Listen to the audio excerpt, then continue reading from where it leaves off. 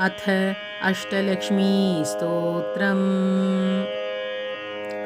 सुमनसवन्दितसुन्दरि माधवि चन्द्रसहोदरि हेममये मुनिगणवन्दितमोक्षप्रदायिनि मञ्जुळभाषिणि वेदनुते पङ्कजवासिनि देवसुपूजितसद्गुणवर्षिणि शान्तियुते जय जय हे मधुसूदनकामिनि आदिलक्ष्मी सदा पालय माम्।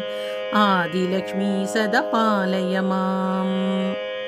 अयि कलिकल्मषनाशिनि कामिनि वैदिकरूपिणि वेदमये क्षीरसमुद्भव मङ्गलरूपिणि मन्त्रनिवासिनि मन्त्रनुते मङ्गलदायिनि अम्बुजवासिनि देवगणाश्रितपादयुते जय जय हे मधुसूदनकामिनि धान्यलक्ष्मी सदा पालय माम्। धान्यलक्ष्मी सदा पालय माम्। जय वरवर्णिनि वैष्णवि भार्गवि मन्त्रस्वरूपिणि मन्त्रमये सुरगणपूजित शीघ्रफलप्रदज्ञानविकासिनि शास्त्रनुते भवभयहारिणि पापविमोचनि साधुजनाश्रितपादयुते जय जय हे मधुसूदनकामिनि धैर्यलक्ष्मी सदा पालय माम्।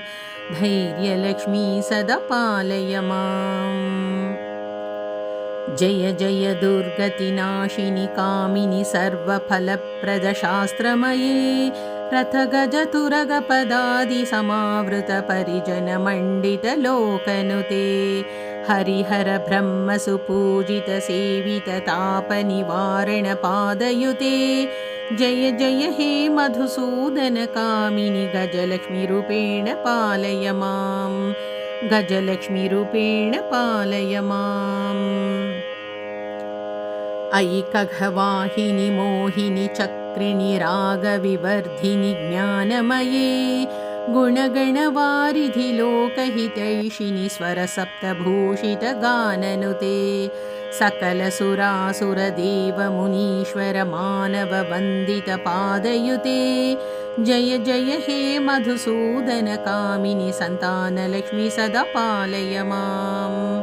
सन्तानलक्ष्मी सदा पालय माम्।